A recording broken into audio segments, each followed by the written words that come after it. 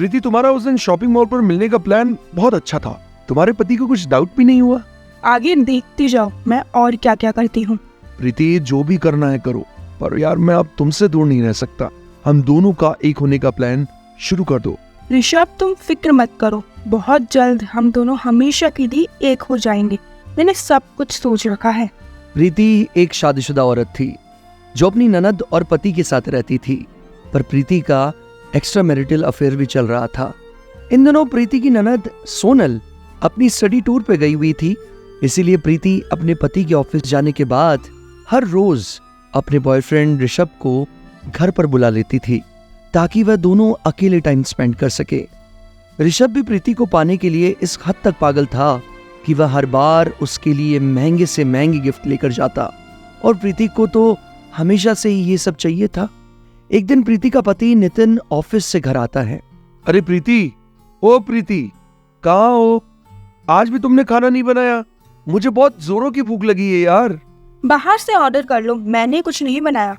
आज फिर से कुछ नहीं बनाया? कल भी बाहर से मंगवाना पड़ा था। ये रोज रोज बाहर का खाना मैं नहीं खा सकता यार। मैं एक मूवी देख रही हूँ, अभी तो मैं खाना नहीं बना सकती। पर मुझे बाहर का खाना खाने का मन नहीं कर रहा है। तबीयत भी कुछ ठीक नहीं लग रही है, अंदर बुखार जैसा लग रहा है। ओहो, क्यों इरिटेट कर रहे हो? अच्छा ठीक है, तुम कहती हो तो मैं मंगवा देता हूँ। अगली सुबह नितिन ऑफिस के लिए निकल रहा होता है, तभी प्रीति को आवाज देता है। प्रीति, मैं ऑफिस के लिए निकल रहा हूँ, मुझे अलमारी से 3000 रुपए दे दो। आते वक्त राशन ले आऊंगा। अरे वो पैसे वो तो मैंने खर्च कर दिए हैं। मैं मम्मी के घर गई थी ना कल, तो उन पैसों से मैं मिठाइयाँ और गिफ्ट्स ले गई थी। अब मेरे पीहर खाली हाथ थोड़ी ना जाती। अच्छा ठीक है, पर ये नए कपड़े कब लिए तुमने? अरे ये ड्रेस तो मुझे मम्मी ने दिलाया है। आप भी ना कितने सवाल पूछते हैं। अच्छा एक बात कहूँ, अब इस ड्रेस में लग बहुत ब्यूटीफुल रहे हो। ये तो आपकी प्यार का असर है माय डियर हस्बैंड। वहीं दूसरी तरफ कॉलेज ट्रिप पर गई प्रीति की ननद सोनल अपने दोस्त देवा के साथ बैठी होती है। अरे किन ख्यालों में खोई हुई हो सोनल? कुछ नहीं यार, बस ऐसे ही सोच रही थी। जब से मैं ट्रिप पर आई हूँ भाभी से एक बार भी बात नहीं हुई। मैंने कितनी बार उन्हें कॉल किया पर वो उठाते ही नहीं हैं और ना ही मेरे कॉल का जवाब देती हैं। मुझे कॉल बैक भी नहीं करती। तुम्हारे भैया तो रोज कॉल करके पूछते रहते हैं, भाभी बिजी होगी घर के काम में, इसीलिए मिस कॉल्स पर ध्यान नहीं गया होगा। नहीं यार देवा, ऐसा नहीं है, बल्कि जब से भाभी शादी होकर हमारे घर आई है मुझे हमेशा ये एहसास दिलाती रहती है कि मैं मेरे भाई पर बोझ हूँ। मेरी परवरिश पर उनका बहुत पैसा खर्च हो रहा है। हाँ तो यार इसमें क्या है, अब बस ये लास्ट ईयर ही तो बाकी है तुम्हारी पढ़ाई का, फिर तुम भी कोई अच्छी सी जॉब स्टार्ट कर लेना, तब अपनी भाभी को ढेर सारे गिफ्ट्स देती रहना, वो भी खुश और आप भी खुश। कल ही हमारा टूर खत्म हो रहा है, कितना मजा आया ना यहाँ आकर। हाँ यार, पढ़ाई के साथ एंजॉयमेंट भी हो गया और यहाँ आकर बहुत सारी नई स्किल्स भी सीखने को मिली। सोनल के घर पर उसकी भाभी प्रीति आज फिर से ऋषभ को बुला लेती है। कितना लेट कर दिया आज आने में ऋषभ, मैं तुमसे बहुत नाराज हूँ। कब से तुम्हारा इंतजार कर रही हूँ। स्वीट हार्ट, मैं तो तुम्हारी वजह से लेट हुआ हूँ। तुम्हारे लिए अच्छा सा गिफ्ट पसंद करते करते लेट हो गया। मेरे लिए क्या लाए हो? माय लेडी, ये है गुच्ची के हाई हील्स जो आपके पैरों पर बहुत ही सुंदर लगेंगे। वाह, ये तो बहुत अच्छे हैं, मैं अभी पहनकर देखती हूँ। आज सोनल टूर से वापस आ रही होती है। रात के 10 बज रहे होते हैं। सोनल बस स्टैंड पर अपने भैया का वेट कर रही होती है। तभी देवा आकर उससे पूछता है कि तुम्हारे भैया आ रहे हैं क्या, या हमारे साथ चलोगी? टैक्सी से उसी टाइम नितिन वहां पहुंच जाता है और सोनल सबको बाय कर नितिन के साथ कार में बैठ जाती है। आई मिस यू भैया। I miss you too. भैया, स्टडी टूर तो बहुत मज़ेदार था। वहाँ की फैकल्टी बहुत एक्सपीरियंस थी, बहुत कुछ सीखने को मिला मुझे वहाँ जाकर।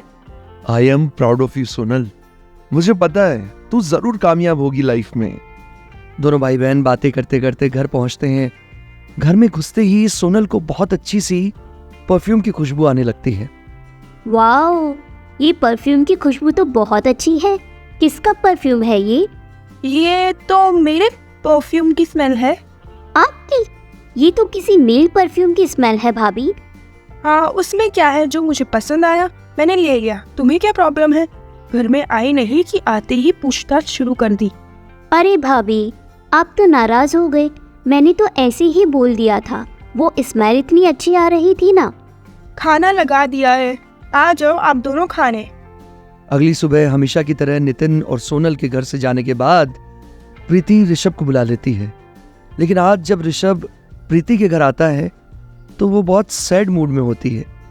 ऋषभ उसे देखकर पूछता है, क्या हुआ मेरी जान, आज मूड इतना खराब क्यों है? क्या बोलूं, अब मेरी ननद का स्टडी टूर खत्म हो गया है। अभी तो वह कॉलेज गई हुई है, लेकिन कभी भी आ सकती है। अब हम दोनों कैसे मिलेंगे? अच्छा ये बात है, तुम टेंशन मत लो, हम इसका कोई ना कोई सोल्यूशन निकाल लेंगे। अभी तो तुम्हारा मूड सही करने के लिए कहीं घूमने चलते, क्या कहती हो? जल्दी से तैयार होकर आ जाओ। ओके, मैं अभी आती हूँ। प्रीति तैयार होकर ऋषभ के साथ एक मॉल में घूमने चली जाती है। लेकिन उन दोनों को सोनल का दोस्त देवा देख लेता है। ये तो सोनल की भाभी लग रही है, लेकिन ये यहाँ क्या कर रही है और ये किसके साथ आई है? हेलो भाभी, आप यहाँ पर? ये एक्चुअली मैं अपने दोस्त से मिलने आई हूँ। ये मेरा कॉलेज फ्रेंड है ऋषभ। ऋषभ और प्रीति वहां से चले जाते हैं और देवा सोचने लगता है कि भाभी मुझे देखकर इतना अनकंफर्टेबल क्यों हो गई यार? मैंने तो ऐसा कुछ नहीं कहा। प्रीति के घर में रात को डाइनिंग टेबल पर सब साथ बैठकर डिनर कर रहे होते हैं। तभी उसकी ननद उससे पूछती है, भाभी, आज आप कहीं पर गए थे क्या? वो देवा मिला था ना आपको मॉल में, उसने बताया मुझे। उसे क्या तुमने मेरी जासूसी करने को रखा है, जो मुझे मॉल में देखते ही तुम्हें बता दिया है? मैं कहाँ जाती हूँ, क्या करती हूँ, ये सब मैं तुम्हें क्यों बताऊँ? प्रीति क्या हो गया, इतनी क्यों नाराज हो रही हो? सोनल तो सिर्फ तुमसे पूछ रही है ना, इसमें इतना बुरा मानने वाली क्या बात है यार? तुमने मुझे भी नहीं बताया कि तुम कहीं बाहर जा रही हो। क्या कहा? अब मैं तुम्हें बताकर आया जाया करूंगी? मतलब मैं अपनी मर्जी से कहीं जा भी नहीं सकती? What rubbish! क्या मेरी इतनी भी फ्रीडम नहीं है? हाँ बिल्कुल है, तुम अकेले कहीं भी घूमने जा सकती हो, लेकिन हम फैमिली है यार, हमें एक दूसरे के बारे में पता होना चाहिए, कौन कहाँ पर है। इसमें कोई गलत बात तो नहीं? अब तुम भी अपनी बहन की तरफ बोलने लग गए और मेरी इंसल्ट कर रहे हो। कितना प्यार करती हूँ मैं तुम दोनों से, और तुम मेरे बारे में ऐसा सोचते हो? हमेशा मेरी इंसल्ट करते रहते हो। भाभी, आई एम सो सॉरी, मेरी गलती है। आप मत रोइए प्लीज़, अब मैं कभी आपसे कुछ नहीं बोलूँगी। प्रीति रात भर सोचती रहती है और खुद से बोलती है, अब इस सोनल का कुछ ना कुछ करना पड़ेगा, वरना ये ऐसे ही मुझे परेशान करती रहेगी। आगे क्या होता है ये जानने के लिए देखें इस कहानी का पार्ट 2।